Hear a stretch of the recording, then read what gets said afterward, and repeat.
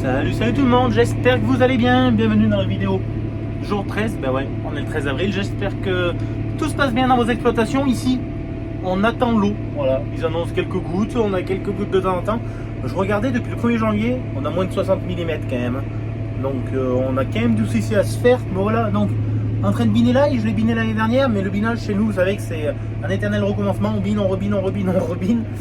Pourquoi? Parce que le binage est très efficace, encore une fois, sur des petites herbes, des petites plantules, toutes petites en fait. Celles qu'on ne voit même pas encore, on va les dézinguer, alors que celles qu'on voit, il faut vraiment un effort plus important pour l'arracher. En fait, toutes les petites plantules, tous les petits filaments qu'on va faire bouger dans la terre, le fait de les faire bouger dans la terre, ça va suffire à les faire crever. Alors qu'une plante qui est déjà au stade feuille, qui a déjà deux jolies feuilles, si elle n'est pas vraiment arrachée, sortie de terre ou recouverte par la terre, celle-là elle est beaucoup plus costaud et pour la faire crever c'est beaucoup plus dur. Alors je suis venu faire un tour dans la parcelle d'ail tout à l'heure, mais j'ai halluciné quand on regarde de près sur le rang, là vous n'allez pas le voir à la caméra bien sûr, hein, mais sur le rang il y a plein de petites herbes, de petites plantules qui sont en train de pousser. Oh, je me suis dit mais alors là, en seulement quelques jours c'est quand même incroyable. Bah ouais, c'est une terre assez sableuse, il fait assez chaud donc la terre se réchauffe. J'ai arrosé parce que, ben oui, l'ail, lui, il a soif, il a besoin de boire un coup. Toutes ces conditions réunies sont très bonnes pour l'ail, mais aussi très bonnes pour les mauvaises herbes. Allez, je m'arrête. Hop, on va voir de près, vous allez voir de quoi je vous parle. Donc encore une fois, quand on regarde de loin, rien d'inquiétant. Mais on va se pencher d'un peu plus près. Tiens, je me mets un endroit au hasard. Ça, vous voyez, c'est un kénopode qui est passé à travers la bineuse la première fois, il est sur le rang, là il est minuscule, mais il est déjà à mon avis trop grand pour la bineuse, les doigts cresse, c'est pas dit qu'il le recouvre, donc c'est pas dit qu'il crève. Par contre, sur le rang d'à côté, un petit kénopode comme ça, les doigts cresse vont venir le recouvrir, et lui il va crever.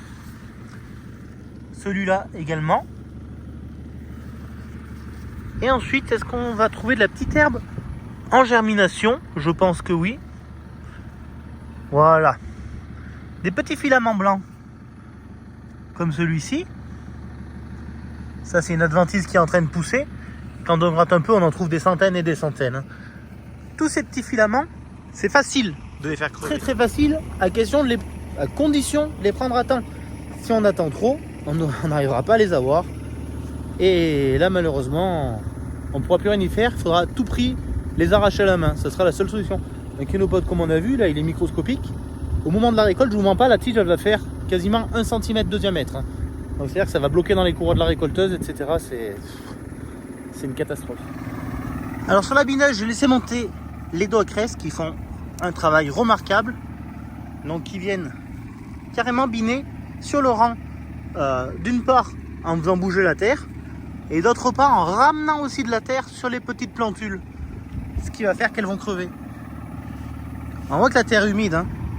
La terre est humide grâce à l'irrigation, donc ça se travaille très bien du fait qu'elle soit humide. C'est pas trempé non plus, on est d'accord. Le mieux, ça aurait été d'attendre un jour supplémentaire. Étant donné que on ne sait pas si on va pas avoir des gouttes pendant plusieurs jours, il vaut mieux le faire maintenant et mettre toutes les chances de notre côté pour supprimer un maximum de mauvaises herbes. Tiens, regardez dans mes pieds, je vais vous faire voir ce que je suis en train de voir. Regardez, là pourtant, on est entre deux rangs et ça a été gratté par le cœur de la bineuse la dernière fois. Il y a une levée de datura. Datura. C'est pareil, la datura, c'est facile à arracher à ce stade-là. Aucun joint, c'est des baobabs. Donc, il faut vraiment pas se rater. C'est vrai que le binage, ça demande beaucoup de surveillance et d'être présent au bon moment. Là si je le fais pas maintenant et qu'il pleut et que je peux venir que dans une semaine, le travail sera pas le même. Visuellement ça va faire un beau travail, sauf que les herbes qui vont passer à travers, sur le coup on le voit pas trop, mais dans 15 jours on va voir que ça, elles seront grandes comme ça, et là après c'est arrachage à la main obligatoire. Allez, on continue. Donc à côté on a les patates nouvelles, hein. Et puis les patates de garde un peu plus loin. Donc là comme vous voyez l'écran, c'est la caméra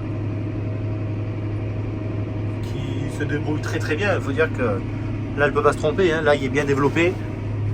On voit bien le travail que ça fait. Vous la voyez se déplacer un petit peu la poutre avec le vérin. Il s'aligne en permanence pour être le plus précis possible. Donc voilà les amis, moi j'en ai pour à peu près 2 heures pour faire aller 1 hectare 35 de la parcelle. Bah, ça avance bien, je suis à autour de 6 km/h quand même. Il n'y a rien à dire. Donc je continue ça. J'espère que cette petite vidéo vous a plu. Je vous dis à demain pour la vidéo du jour 14. Ciao ciao.